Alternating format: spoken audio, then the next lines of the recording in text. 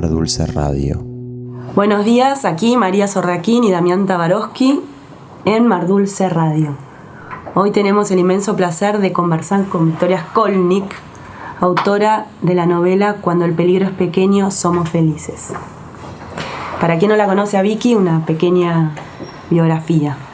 Victoria nació en Buenos Aires en 1984, es licenciada en comunicación y es escritora.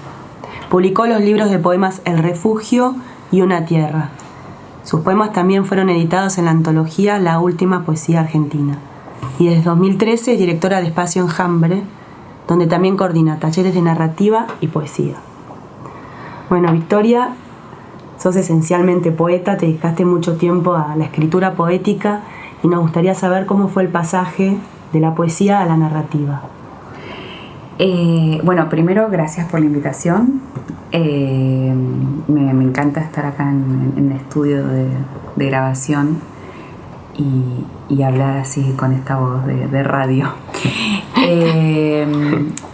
Bueno, curiosamente justo ahora me estoy haciendo un poco esa pregunta porque me han invitado a hablar de María Luisa Bombal, que fue, bueno, justo después de leer La Amortajada, que es una novela que ella publicó creo que en 1938, que yo empecé a escribir esta historia de Ana y Lobo, este derrumbe del amor.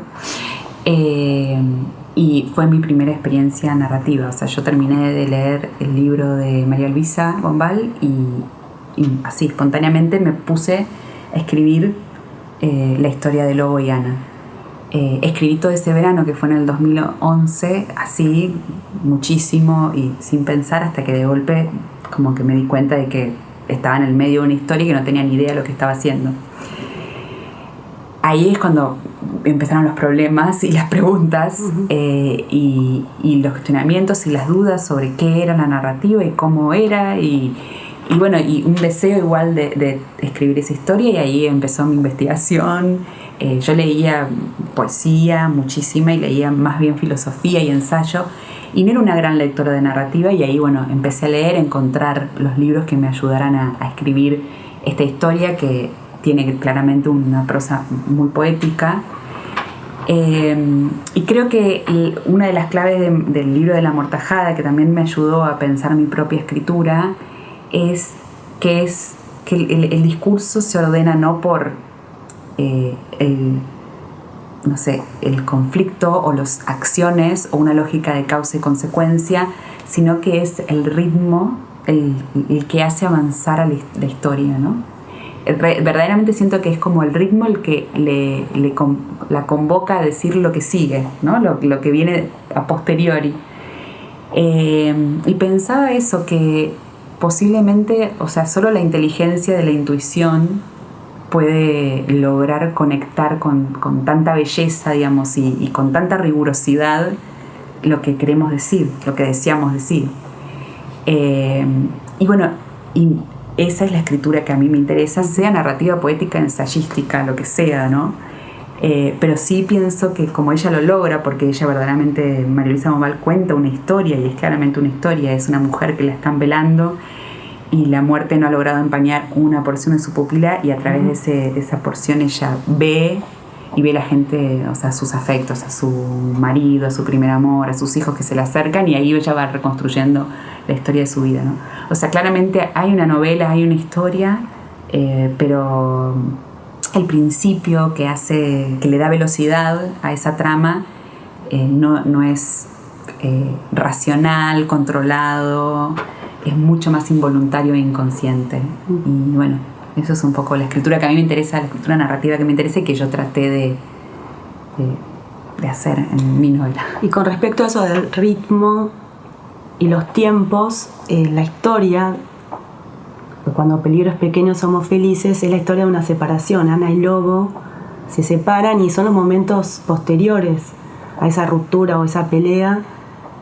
Lobo queda dentro de la casa, Ana se va pero queda deambulando alrededor de la casa casi sin poder irse, los dos como atrapados en un espacio inhabitable y a la vez un tiempo que se detiene.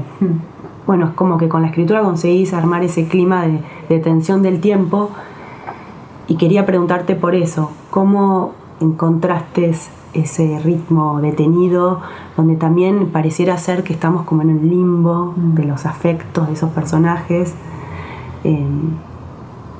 que están ahí como zombies por poco?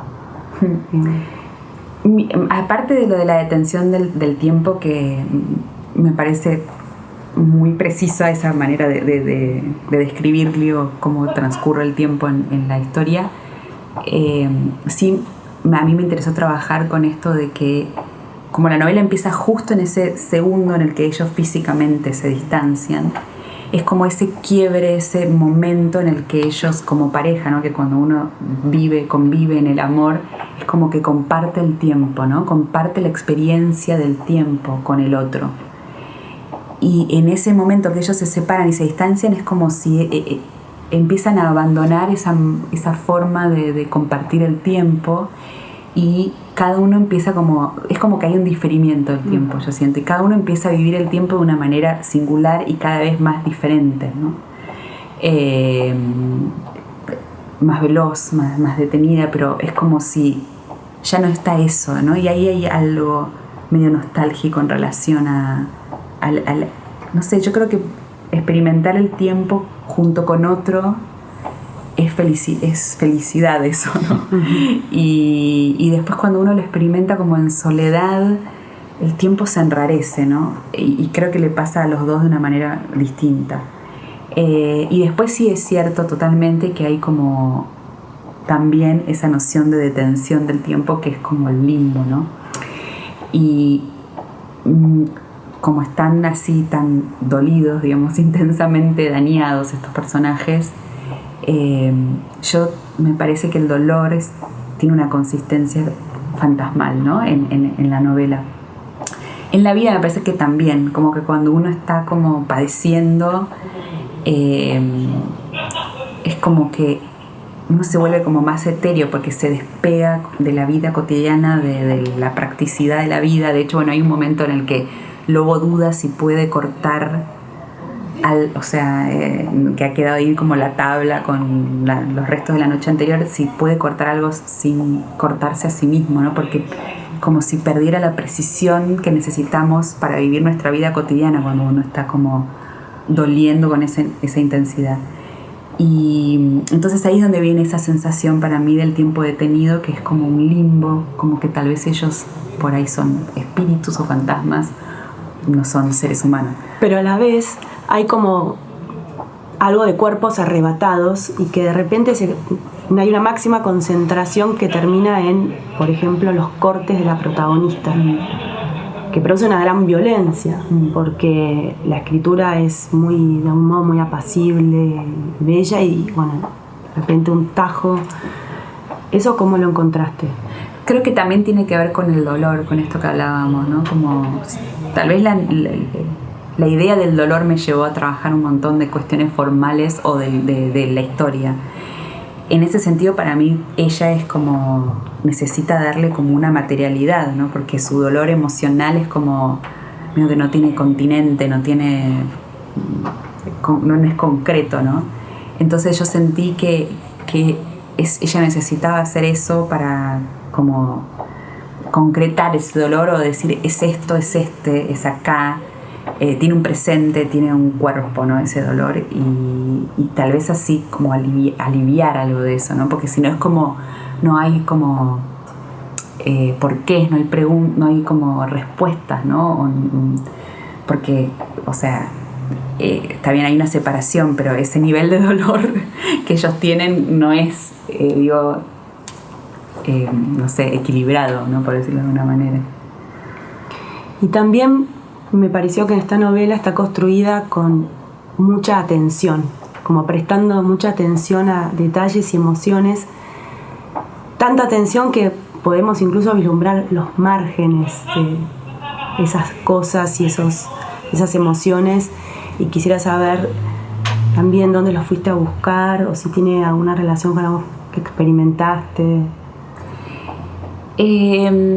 Siempre me gustó pensar eso como esta historia como recortes, son como escenas, ¿no? De sus vidas juntos, de sus vidas derrumbándose y de sus infancias.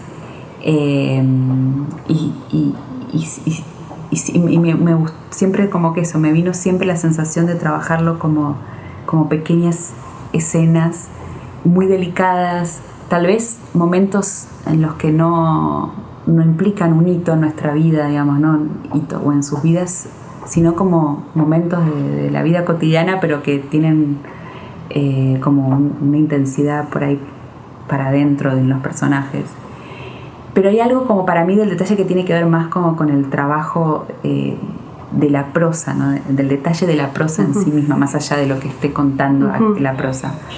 Y eso para mí me viene de la poesía, ¿no? Que es ese trabajo como muy, muy delicado con el lenguaje, ¿no? Porque en poesía uno mueve una palabra o cambia algo y se te desarma todo el cosmos, porque las palabras en poesía no son lo que significan solamente, o son apenas, o sea, lo que significan es una porción mínima, son mucho más lo que son en sí, o sea, la materia que son.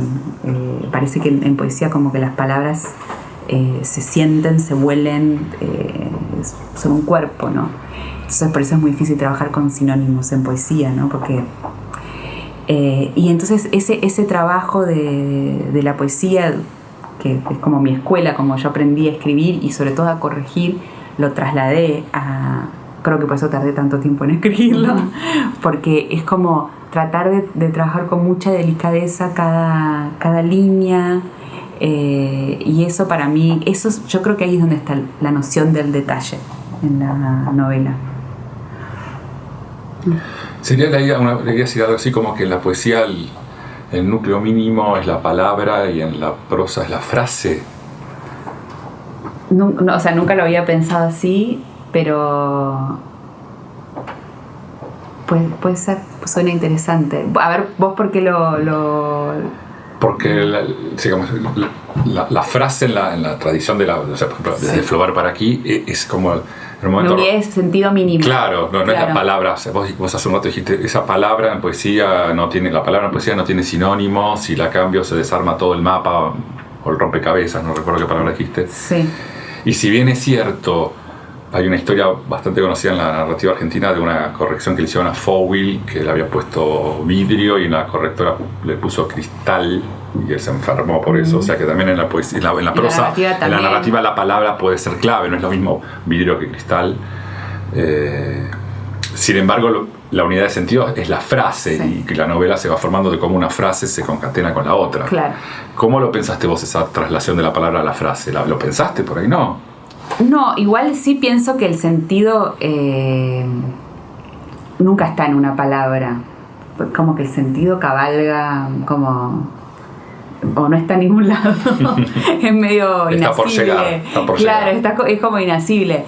Pero sí siento que, sobre todo en la corrección en poesía, como algo bien técnico, bien formal, digo, el trabajo, es como que cambiás una palabra y se te desarma todo a veces, ¿no? Un la, o bajás una palabrita de verso, ¿no? Es como muy como una arqueología, claro, como una arqueología muy precisa, ¿no? En ese sentido yo decía, más allá digo de cómo ya como una pregunta más filosófica de cómo se construye el sentido, más como una cosa estética, yo creo, ¿no? De ese, no sé, sí, de ese peso que tiene como cada palabra, más allá de su sentido, ¿no? No, me acordé de una idea del Tao que dice que hay que gobernar un imperio como se fríe un pescado, ¿no? Con esa atención, concentración, tanto para gobernar un imperio como para algo mínimo, y quizás era un poco lo que decía Damián de la construcción de la frase, como en eso se juega todo, tal vez. Pero a la vez tu novela tiene una estructura muy fuerte, de un capítulo Lobo, otro capítulo Ana, y en ese orden, o a la inversa, pero él, ella, que estructura, y que eso sí parece ser propio de la novela como género, no sé si tanto de la poesía. ¿Eso se fue surgiendo solo? ¿Pensaste primero la estructura y después le fuiste metiendo contenidos? ¿Cómo fue? Eso surgió sin pensarlo, cuando terminé de leer La Amortajada y me lancé a escribir la historia esta. O sea que vino así. O sea, él, ella, y al principio eran fragmentos muy cortos de cada uno de ellos dos. Y después fueron como, cada uno empezó a tomar como más longitud cada texto. Así que no fue para nada deliberado, o sea, llegó, vino, se presentó, se impuso esa lógica. Sí creo que como lo que tiene es que no es una estructura de causa-efecto, que eso es lo que a mí me produce como que me deteriora el deseo, tener que estar pensando que tengo que escribir ahora lo que le sigue a posteriori de lo que dije, porque si no se desarma la historia. Eso a mí es como que me apaga.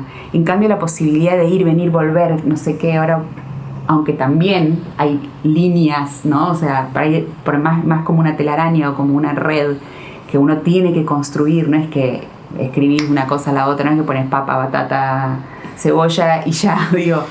Pero es como que uno eso lo puede hacer de una manera como, no sé, como, yo creo que es cuando escribir es no controlar, que es súper difícil para mí, pero me fascina hacerlo. O sea, como me fascina ver cómo es que yo puedo escribir sin estar en, como apropiarme o de yo soy la que hablo, yo soy esta que digo, ¿no? Como, ¿qué pasa cuando pierdo el control?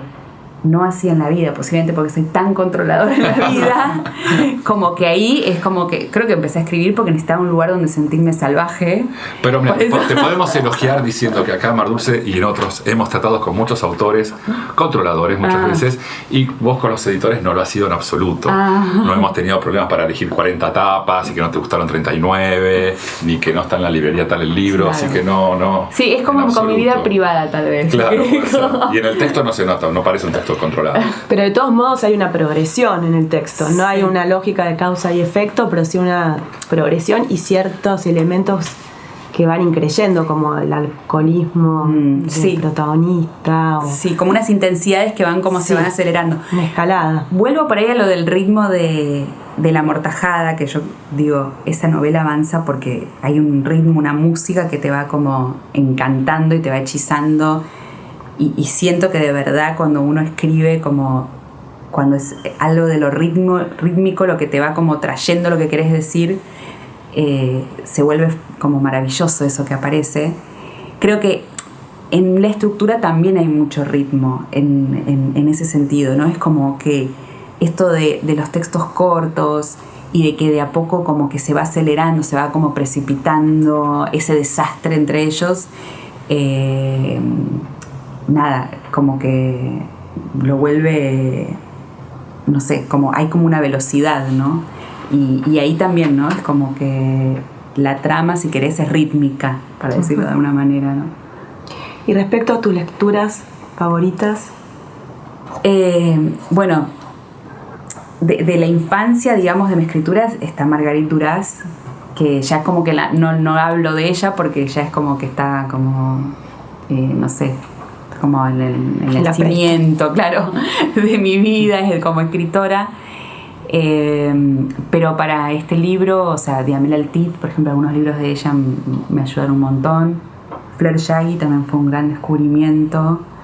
Después, más adelante, Claire Keegan, por ejemplo, para trabajar como la depuración de la prosa, que me interesa un montón, porque como me interesa mucho trabajar como diciendo con mucha intensidad, pero como si fuese un lago, ¿no? Como que todo parece que no está ocurriendo, ¿no? O sea, como... Al principio todos habías mencionado, dijiste la palabra ensayo, dijiste tanto como en la prosa, en la poesía, en el ensayo, una idea que yo creo que es la idea central por la cual armamos Mar Dulce Radio, porque creemos que los autores tienen algo para decir, cosa que a veces no parece. A veces hay como una idea, viste, que se dice que los jueces no dan entrevistas porque opinan por sus veredictos, por sus fallos, y a veces el autor queda como en esa idea: yo escribo la novela y no tengo discurso, no tengo nada para decir, y nuestra experiencia de tantos años de hablar con autores nos damos cuenta que los autores sí tienen algo para decir, como está quedando claro con vos hoy. Pero mencionaste ensayo. ¿Sos una lectora de ensayo? ¿Escribís ensayo? ¿O cómo te sentís cuando tenés que decir? Mira, hago una distinción. Decir oralmente para mí es complicado. Decir por escrito también me cuesta, pero siento que es como que el tiempo que te da la escritura, se ve que yo necesito tiempos lentos y ir y venir hasta que se aplome aquello que decís, esto quiero decir. En la oralidad y la espontaneidad es como que uno se va enredando por ahí porque uno, qué sé yo, no tiene ideas simples sobre las cosas. Después, en cuanto a la lectura de ensayos, me encanta el ensayo. Yo siento que cuando escribo incluso esta novela, para mí hay algo ensayístico. Uh-huh. He escrito ensayos también, muchos ensayos.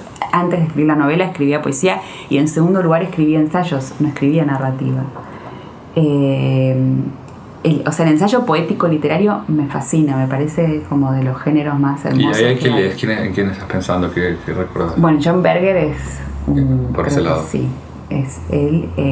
Cynthia Ozick, uh-huh. El libro que ustedes publicaron. Metáfora y memoria. Es hermoso ese libro. Natalia Ginsburg, muchísimo también. Me encantan sus ensayos. No sé si seguro que más. Una pregunta más sobre tus lecturas, porque empezás con Monval, que es una escritora muy reconocida en un punto, pero también, si se quiere, media lateral. En Argentina es una escritora que ni siquiera sé si en Chile, pero aquí seguro que no está tan presente. ¿Y tus lecturas son así como laterales? Creo que las dos cosas. Porque también, por ejemplo, no sé, de Vidas Ajenas de Manuel Carrer, o Gustavo Carrer, por ejemplo, también me gusta mucho. Pero por ahí, sí, ese enamoramiento como más loco me pasa con las cosas más extrañas. Más raras, por eso sí, claro. Sí. Y porque hay algo que, o sea, creo que con el tiempo llegó a gustarme como lo que es un poquito más mainstream, si querés, dentro igual de la literatura, que nunca es mainstream. Lógico. Nunca es mainstream.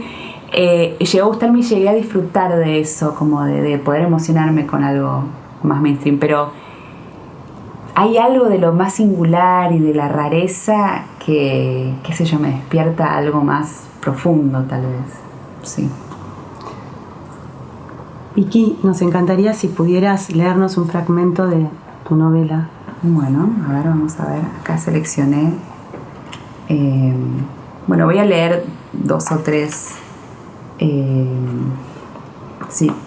fragmentos de Lobo y de Ana para que quede así como alguna imagen de lo que es la novela. En el medio son, así que bueno, espero que se entienda algo, bueno, que se queden con algo de ese texto. Sí, con la intriga totalmente. Ana. El pueblo en el que viven es demasiado grande como para que el mapa entre en su cabeza. Por eso casi siempre sale con Lobo. Nunca tuvo sentido de la orientación y las veces que se perdió fueron una pesadilla, buscando un teléfono como una loca, marcando los números con la sensación de que los dedos estaban a punto de rompérsele. Cree que el miedo a perderse empezó de chica, cuando volvía con sus padres de la costa, la noche en que recibieron las llamadas de la casa del abuelo. Tomaron una ruta equivocada. Hicieron varios kilómetros en la dirección contraria, mientras el abuelo, recostado en la cama, hacía circular las últimas espirales de aire por los pulmones.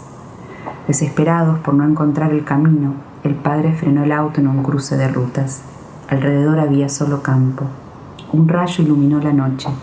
Fue más aterrador observar la llanura interminable que mantenerse en la zaguera de la oscuridad. En ese mismo instante, el abuelo vio a su hija y a sus nietas paradas en un círculo debajo del cielo.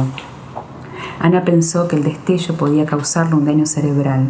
Había leído que una fuerte exposición a la luz generaba convulsiones en los niños. Deslizó su mano por el cuero del asiento y tocó los dedos de su hermana. Los tenía tensos y fríos, y aunque no le devolvían la tibieza, al menos estaba cerca para cerrar los ojos con calma. La intensidad del rayo hizo que el padre dudara del camino. Dio vuelta al auto y aceleró, obsesionado con no perder más tiempo. Ellos creían que la muerte del abuelo estaba en otra parte donde debían llegar, pero la muerte no es un lugar, sino un momento. Lobo. La compulsión por tragar cede y ahora tiene un cosquilleo en la garganta casi placentero. La primera vez que probó alcohol fue a los 6 años. Festejaba el año nuevo y su padre le sirvió sidra a toda la familia. El choque de los vasos reemplazaba la cercanía de los cuerpos. Por eso también los niños brindaban. El resto de la noche, Lobo se la pasó al lado de su hermana haciendo torres con los vasos de plástico cortajeados, por donde chorreaban las últimas gotas de alcohol. Sus manos se tocaron incontables veces, por más de que el padre les hubiera dado ese plástico para impedir el roce. Ahora siente cómo el líquido le llena el cuerpo. Bebe, porque aprendió a hacerlo como quien adiestra una dicha en medio de la tormenta. Las mujeres ordenan, limpian los platos, revisan a sus niños. ¿Y los hombres? ¿Qué hacen los hombres solos en la casa? Busca los discos, los mezcla y saca uno como si estuviera eligiendo la carta secreta frente a un mago. Lo pone a sonar y es inmediato. La música se lo lleva.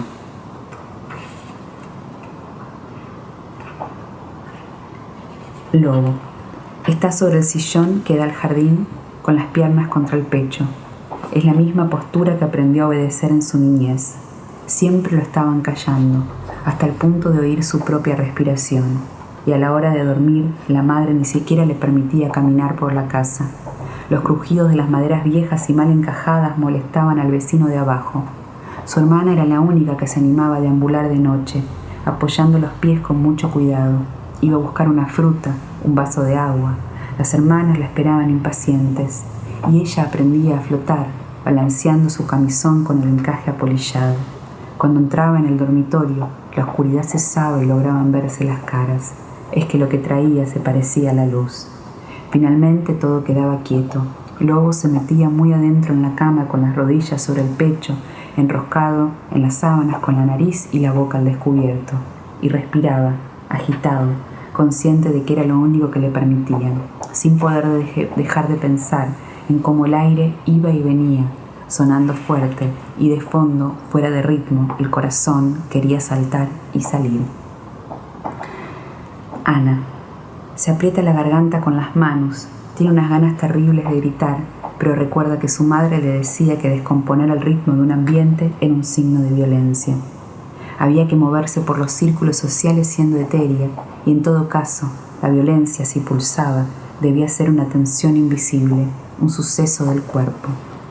La madre le hablaba del ejemplo del colibrí, que debido a la delicadeza de sus alas aletea frenéticamente, pero solo porque tiene que soportar su peso. En ese caso, lo excesivo es una necesidad de la naturaleza, y en los seres humanos, la violencia debía quedar confinada al silencio biológico. A la madre le gustaba decir que nunca había que mostrar el animal, sino dejarlo que se enferme. Desde que había muerto el abuelo, ella había ido perdiendo peso y con la delgadez su mente se volvió demasiado leve. Era más un puñado de pensamientos que una persona. Ana había sido expuesta a esta educación desde chica y como todo reparo desmedido, había tenido un efecto contrario en ella. Cuando creció, la idea de la violencia no maduró. Quedó cada vez más aislada de su vida adulta. No sabía reconocerlo en la experiencia y entonces temía no poder defenderse cuando ocurriera. Y lo peor era no saber si de un momento a otro ella misma podría volverse violenta. Bueno, muchísimas gracias. Gracias, Victoria. Muchas gracias. Muy lindo. Gracias Muy a bello. ustedes por la invitación.